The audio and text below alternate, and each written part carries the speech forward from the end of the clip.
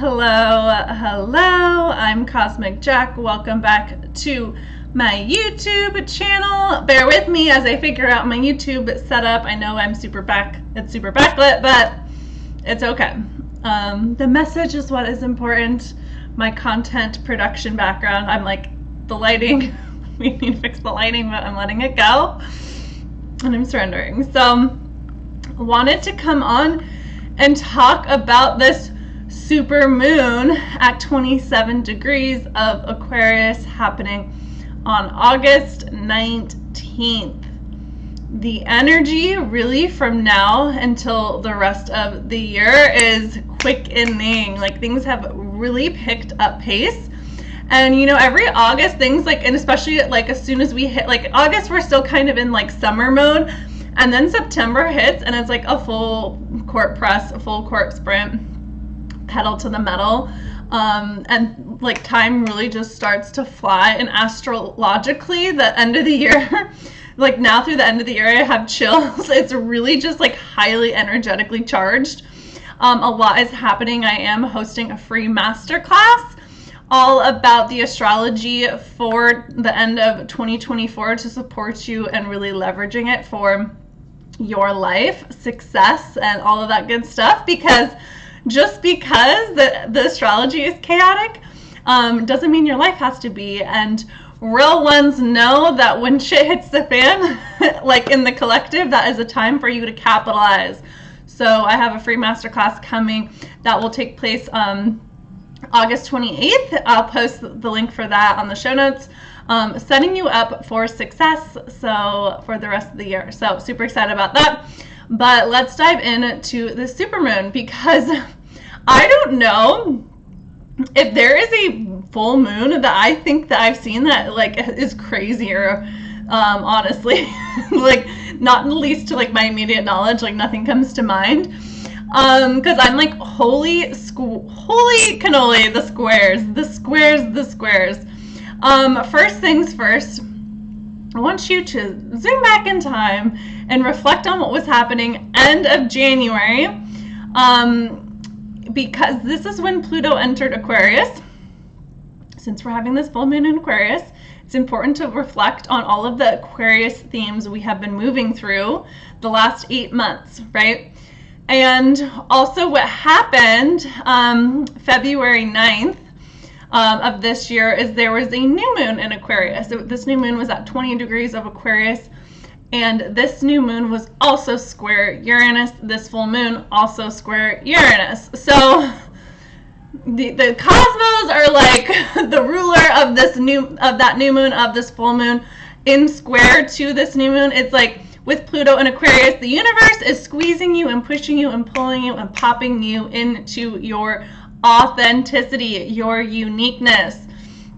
That's what I love about the polarized energy of Leo and Aquarius, because Leo is the star. It is like, I want to shine bright, I want to be seen, I want to express my heart, I want to give all of the love. And then Aquarius is just like, great, how do we take all of that, your authenticity, and then use it to serve, right? Use it to receive, use it to give back, and really expand and move and push the collective forward.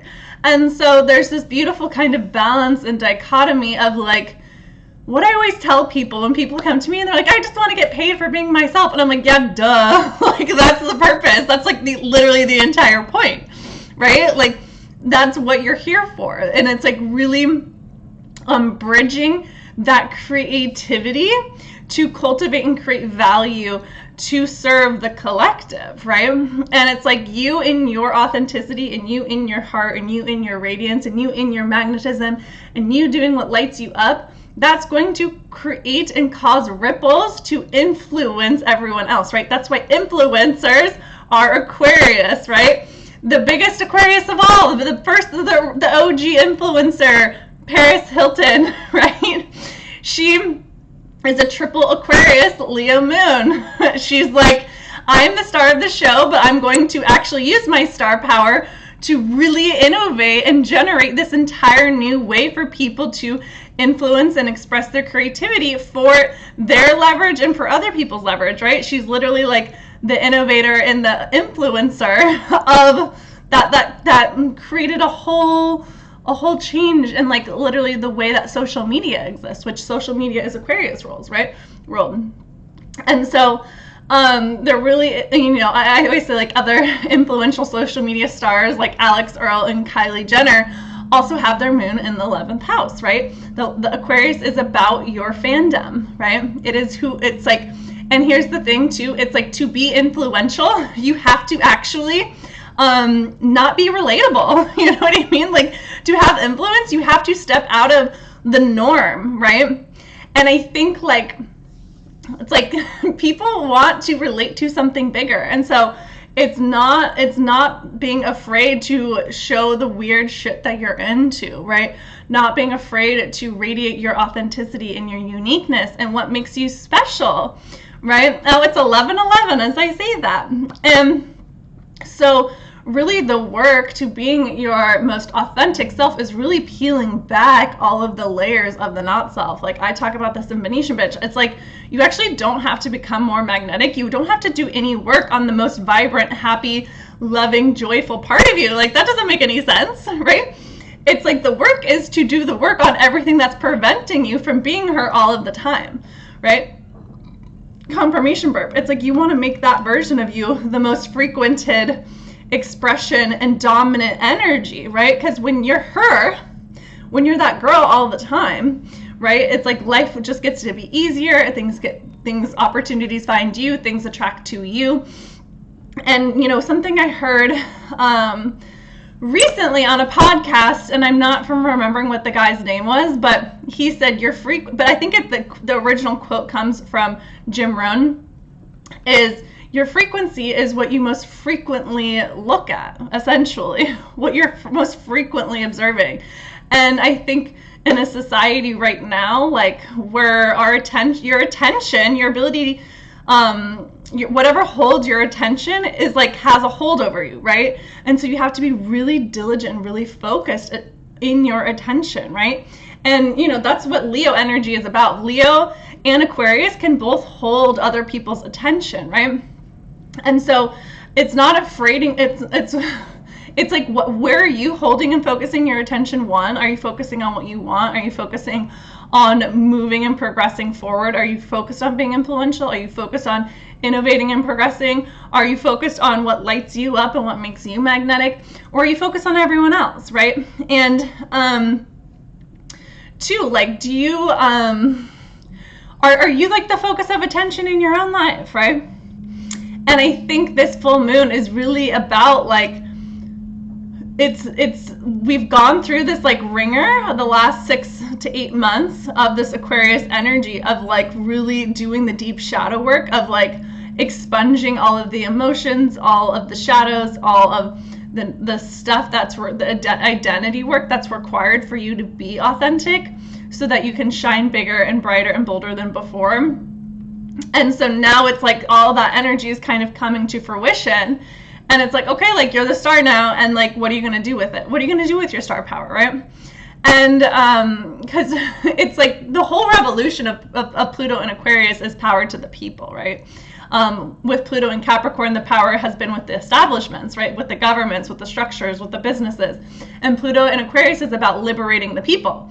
And so I'm really interested to see how that really is reflected in the next year, the next until through the end of the year with this election cycle. This full moon is conjunct the U.S.'s moon. The U.S. has its moon. I believe it's at 27 degrees or 20. It's either at 20. It's in the 26 to 28 degrees of Aquarius range, and this super moon is at 27 degrees of Aquarius. So the U.S. will definitely be highlighted and spotlighted, especially with Uranus square our moon, and like we're just going through our Pluto return. So the U.S.'s chart is getting highly impacted right now, which we know, which we see, and so there's really just like this energy. It's like, okay, like stop fucking around, and it's time to be seen. It's time to be authentic. It's time to really like be strong and holding your light, right? And I always describe like feminine energy as like the lighthouse energy, and your power is in your being. It's not in your doing, right?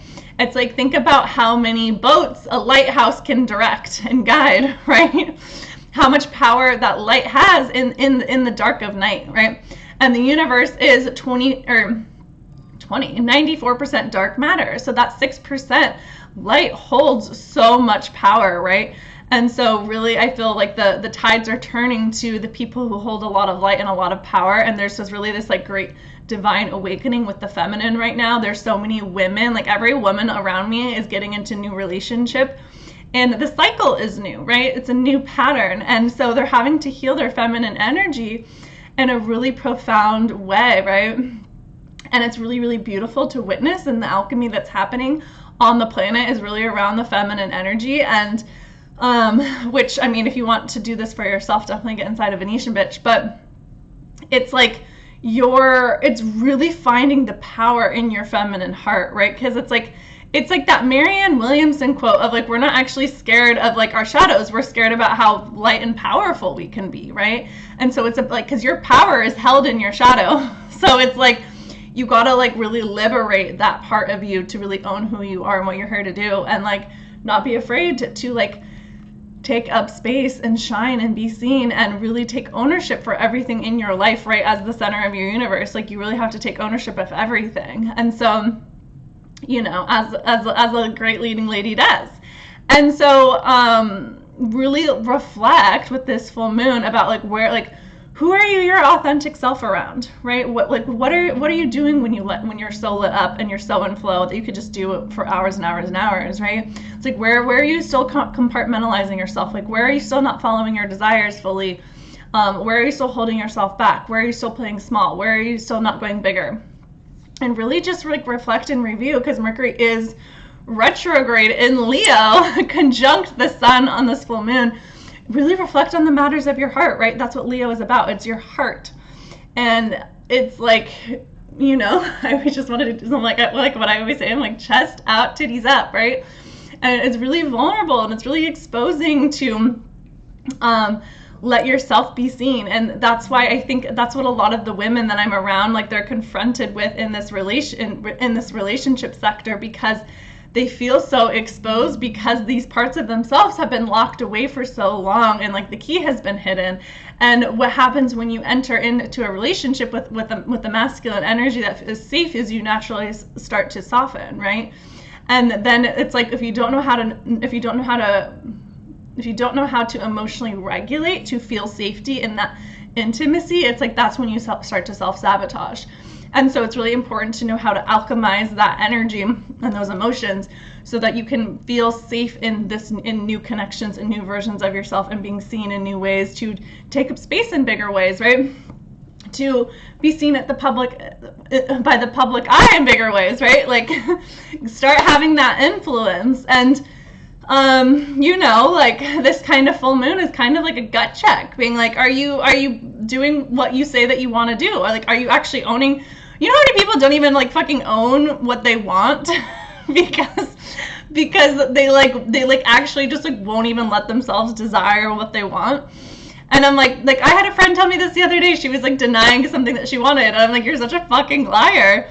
Like, I'm like, just own that you want it. You know what I mean? Like, because that's what's scary for people. As soon as you own it and you have clarity over it, then you have to take action to move on it. And so it's pretending like you don't want something, that's actually wounded feminine energy. Like, divine feminine energy is just like, no, I want what I want, and I like deserve it, and I'll have it, you know? And she's not focused up on having to do all the things, because she's just a match for it, right? The anytime you're in doing energy, you're in masculine energy, right? So it really is about coming back into your heart and being like, what do you actually want?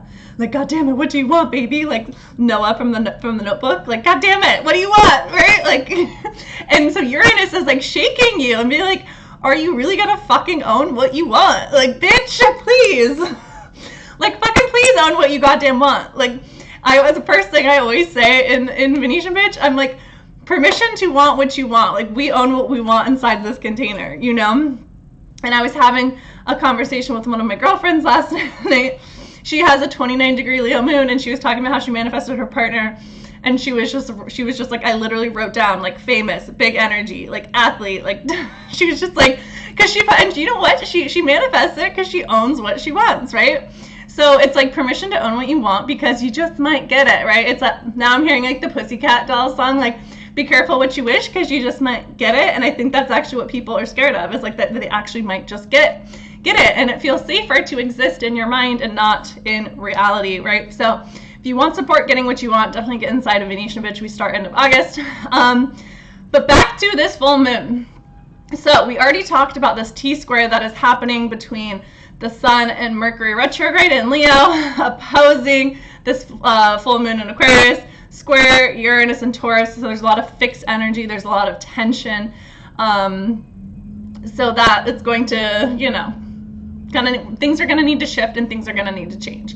The other T-square that is happening is between Venus and Virgo, is square Jupiter and Mars in Gemini, which Venus is opposing Saturn and Pisces. So there is this other mutable square between Venus opposing Saturn, and then it's being T-squared by Mars and Jupiter in Gemini. So there is all sorts of relationship energy getting recalibrated with this full moon.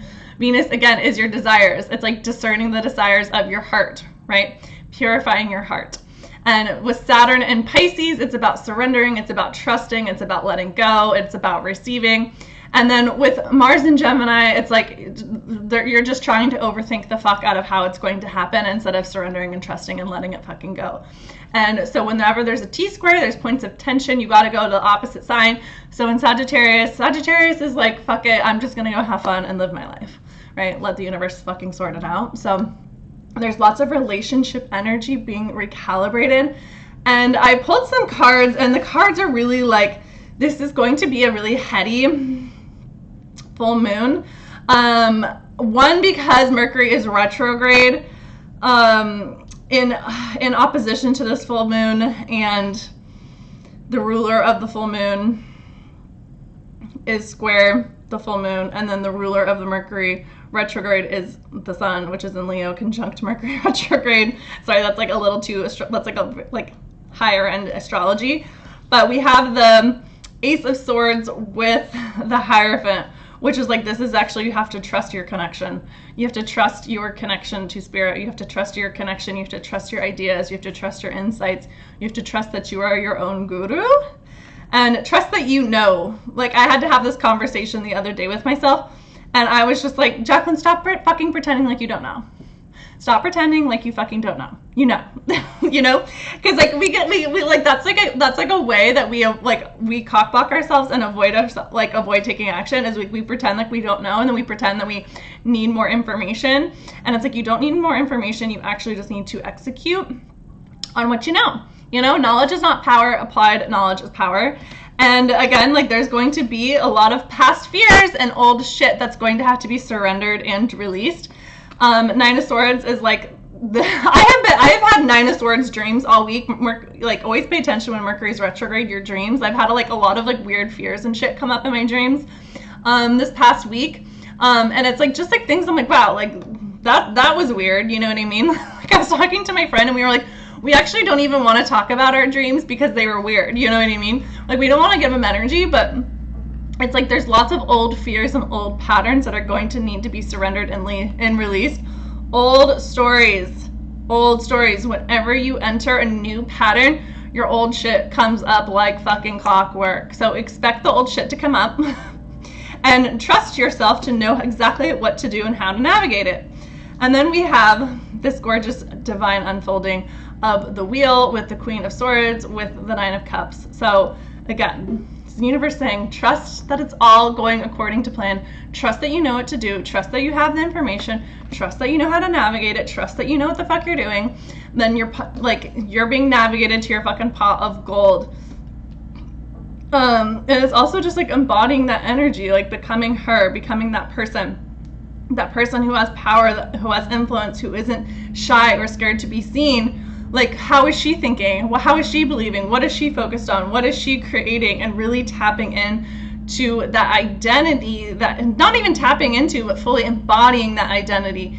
And like, what are the actions, behaviors, and beliefs that you need to have to really just like own that bigger space, take up more space, take up more energy, and really be expanded in your capacity. So it's a big full moon. It's a big full moon. A lot is happening.